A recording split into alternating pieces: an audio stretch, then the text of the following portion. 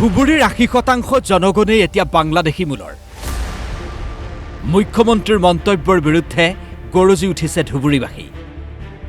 আমছুৰ প্ৰাক্তন সভাপতি ৰেজাউল কৰিম চৰকাৰৰ প্ৰসংগ উত্থাপন কৰি ধুবুৰী সন্দৰ্ভত মুখ্যমন্ত্ৰীয়ে কি কৈছিল প্ৰথমে সেয়া শুনি লওক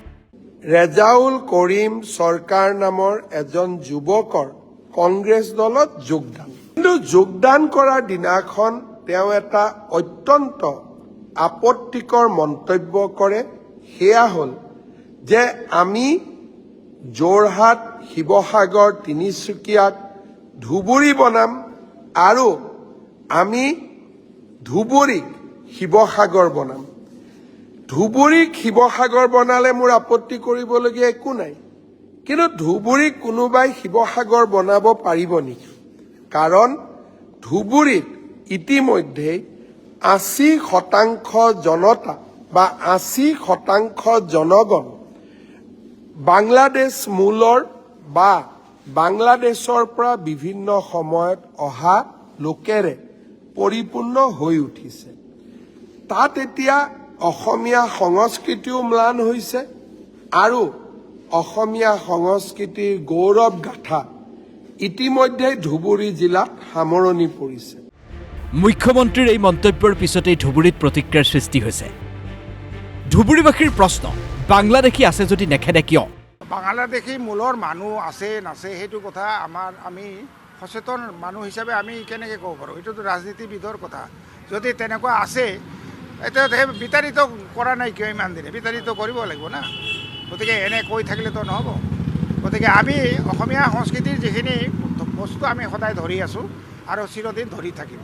অবৈধ প্ৰব্ৰজন হোৱাৰ পিছতো অসম চুক্তি আখৰে আখৰে পালন নকৰিলে কিয় ৰাজনৈতিক লাভৰ বাবে মানুহক বিভ্ৰান্ত কৰি লাভ নাই বুলি মন্তব্য কৰিছে ধুবুৰীৰ সাধাৰণ জনতাই অৱধাৰিতভাৱে বাংলাদেশৰ পৰা অবৈধ প্ৰব্ৰজন হৈছে আৰু অবৈধ প্ৰব্ৰজন হোৱাৰ কাৰণে অসমত ঐতিহাসিক অসম আন্দোলন হৈছিল 1979 চনত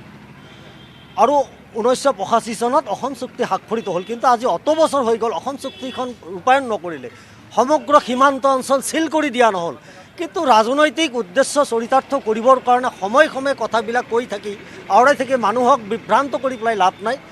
মুখ্যমন্ত্ৰীৰ মুখত এনেকুৱা কথা শোভা নাপায় এই মন্তব্য কৰিলে ধুবুৰীৰ সচেতন নাগৰিকে এইটো এটা মানে লঘু এটা মন্তব্য কৰিছে সাংবিধানিকভাৱে নিৰ্বাচিত এজন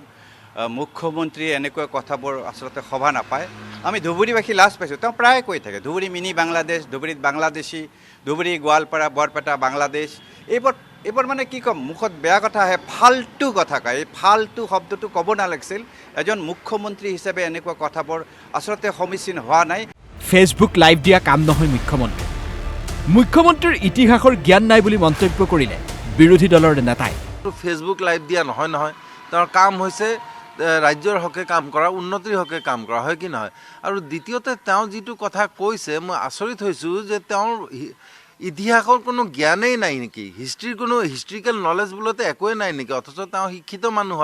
হয় কি নহয় তেওঁ কৈছে ৮০% মানুহ বাংলাদেশী মূলৰ অৰ্থাৎ তেওঁ ডিৰেক্টলি হয়তো বা মুছলমানসকলকে কৈছে চিধা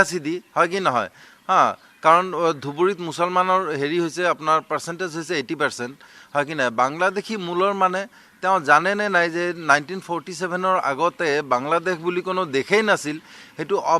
আপোনাৰ যিটো বৃহত্তৰ ভাৰত আছিল তাৰে এটা অংগ আছিল হয় কি নহয় 1947 আগত অহা